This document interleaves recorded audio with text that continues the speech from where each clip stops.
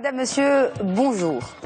Au sommaire de l'actualité économique de ce mercredi 28 janvier, le rapport 2015 de l'organisme COFAS sur les grandes tendances de l'économie mondiale et plus exactement sur les risques de défaillance des pays. Il est paru hier et dans son analyse, la COFAS classe le Maroc dans la même catégorie que de grandes puissances telles que l'Arabie Saoudite, le Brésil ou encore l'Inde.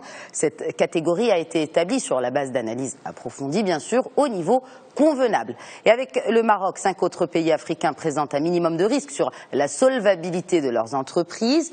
Toujours selon la COFAS, le Maroc, le Qatar et les Émirats arabes unis devraient enregistrer la plus forte croissance économique de la région MENA en 2015. Le ministre du Tourisme, Hassan Haddad, a rappelé hier à Madrid le rôle du tourisme en tant que levier considérable pour l'accélération de la croissance socio-économique du Maroc. Hassan Haddad s'exprimait lors d'un panel en marge du Salon international du tourisme, le FITUR, forum qui traite des défis de l'industrie touristique et où le Maroc sera représenté car la cérémonie d'ouverture est prévue pour aujourd'hui. Elle sera présidée par le roi d'Espagne. Cet événement d'envergure internationale devrait accueillir jusqu'à 200 000 visiteurs et toujours en chiffre 120 000 professionnels provenant de 165 pays participent à cette 35e édition. Maroc Télécom consolide son positionnement sur le continent africain. Le premier opérateur marocain vient de finaliser 6 acquisitions de taille auprès d'Etisalat. Cette méga transaction porte sur les actifs en Afrique donc d'Etisalat, à savoir les filiales présentes au Bénin, au Gabon, en Côte d'Ivoire, au Niger, au Togo et en République centrafricaine.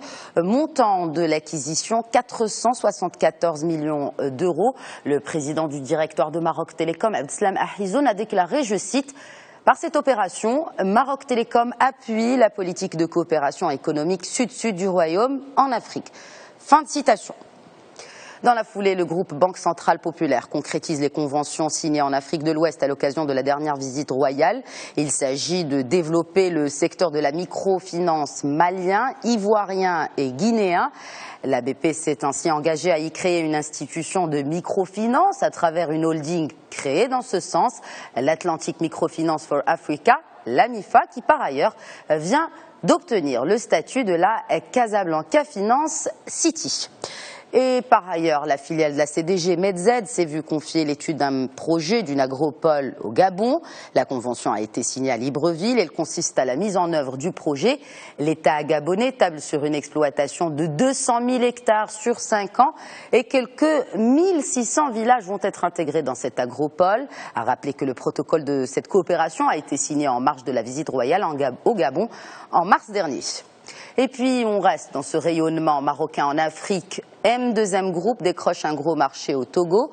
Le groupe marocain va fournir des solutions monétiques pour la Banque internationale pour l'Afrique grâce à une plateforme multibanque, multi-pays et multi-devises basée à Casablanca, plateforme qui a d'ailleurs été développée sur la technologie de M2M Group.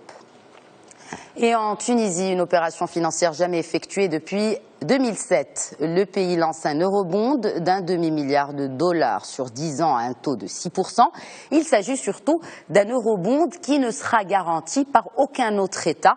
Pour mener à terme cette opération d'envergure, la Banque centrale de Tunisie a choisi les groupes bancaires Citigroup, JP Morgan et Natixis.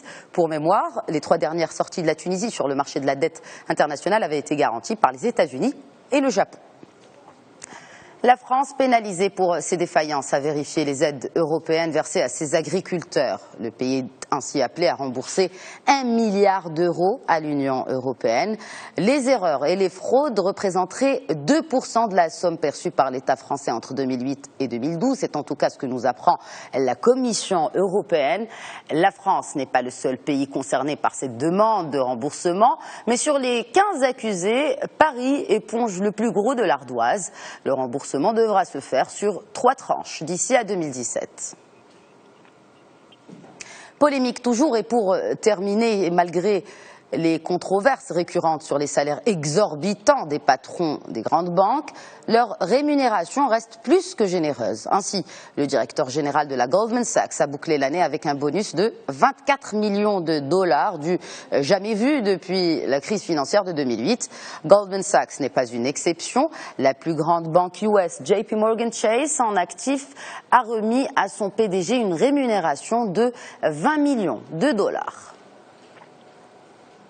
Voilà donc pour l'essentiel de l'actualité économique. Je vous souhaite une excellente journée à tous.